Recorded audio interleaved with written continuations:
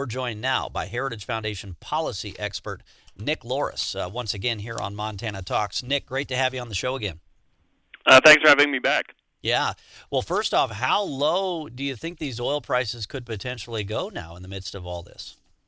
Yeah, it's a great question. It's hard to speculate just because oil prices are determined by so many different factors, and it's so difficult projecting where gas prices are going to go 6 months from now under normal circumstances, let alone when you have consumer confidence and demand side being shaken by coronavirus, as well as this failure to reach an agreement on production cuts from Russia and Saudi Arabia and the rest of OPEC. And so in that regard, there's speculation that we could see prolonged prices in the $30 to $25 per barrel of oil range.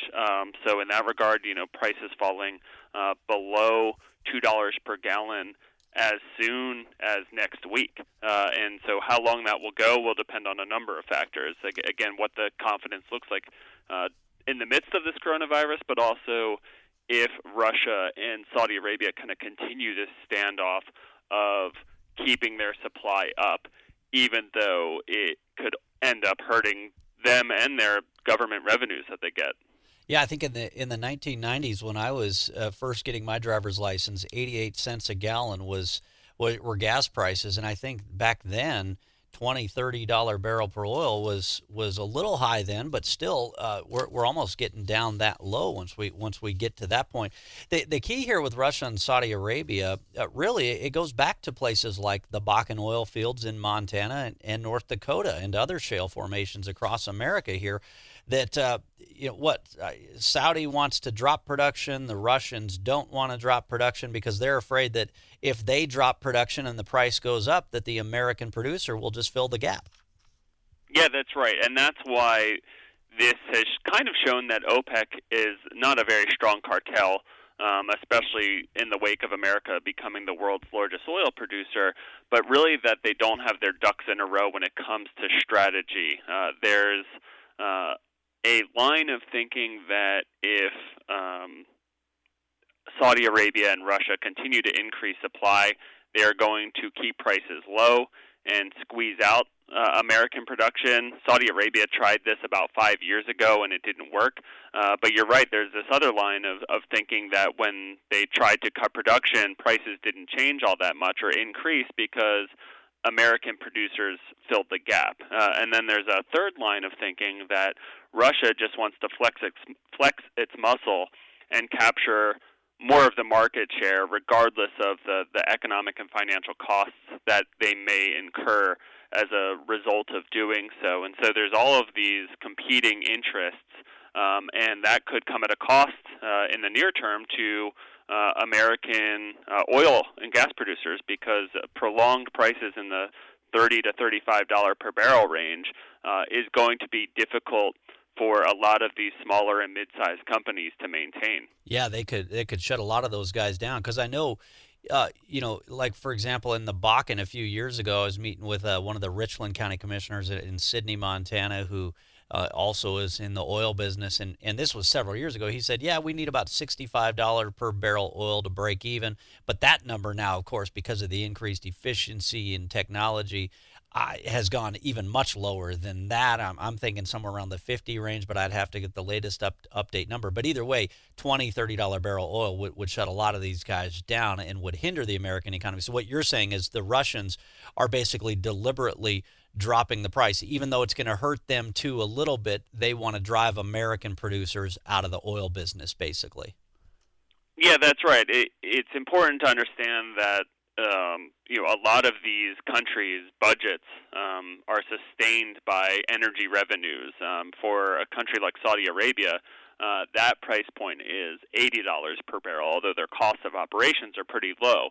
And the same with Russia. These lower costs are going to impact their budgets and the revenues that they're collecting as well. But at least in the near term, they don't seem to care all that much. And that could change in a matter of months. We could see production cuts come from these countries over time or even as soon as within the next month. But for the time being, their line of thinking is that we are going to take that economic impact and harm with our regards to our own federal government to try and squeeze out American oil and gas companies who can't maintain the financial viability at prolonged prices in these $25 to $35 ranges. And so in that regard, it may be short-term thinking, but we have seen American companies, as you mentioned, continue to innovate and improve and lower the costs where it was $65 per barrel, where it was a break-even point. Now, a lot of conventional wisdom, depending on which geographic region you're talking about, is closer to $50 per barrel, if not lower in some areas of the country. I saw one headline at thedailycaller.com. This is masochism. Russia wages an oil war against Saudi Arabia and the U.S. amid the coronavirus concerns. Brian Preston at pjmedia.com, which is a conservative blog, they go even a little bit further. Their headline says this: Putin is meddling in the 2020 election by attacking American oil producers. They're pointing out the direct reference to shale and supporting shale.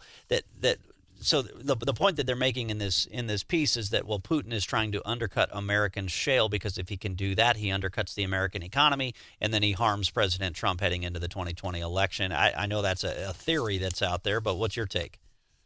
Yeah, it's certainly plausible.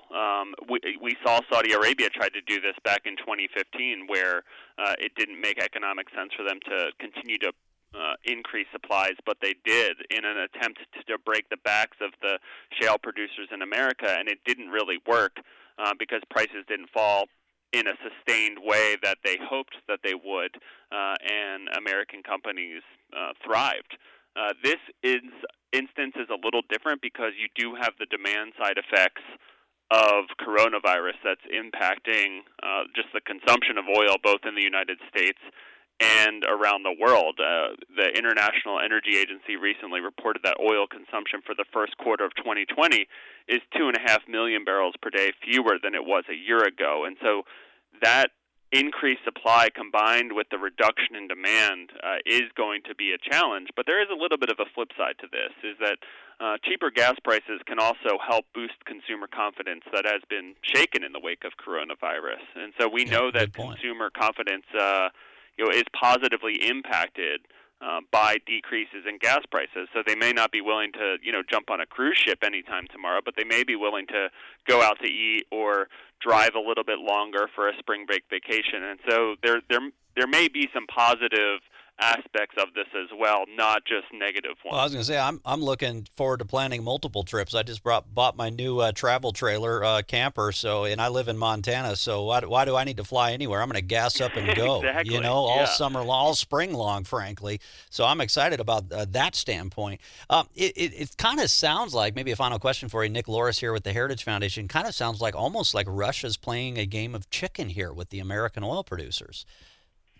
They are. They're playing a game of chicken with the American oil producers. They're playing a game of chicken with Saudi Arabia, and Saudi Arabia essentially doubled down and said, if you're going to continue to increase supply, then we're going to offer even deeper discounts to our oil, and offered unprecedented discounts to their consumers in U.S. markets, in Asian markets, and even in European markets. And so there's kind of a few games of chicken going on across the board here, and that's why it's going to be interesting to see what happens as it shakes out over the next couple of months, because it doesn't seem like that strategy is sustainable economically for these countries.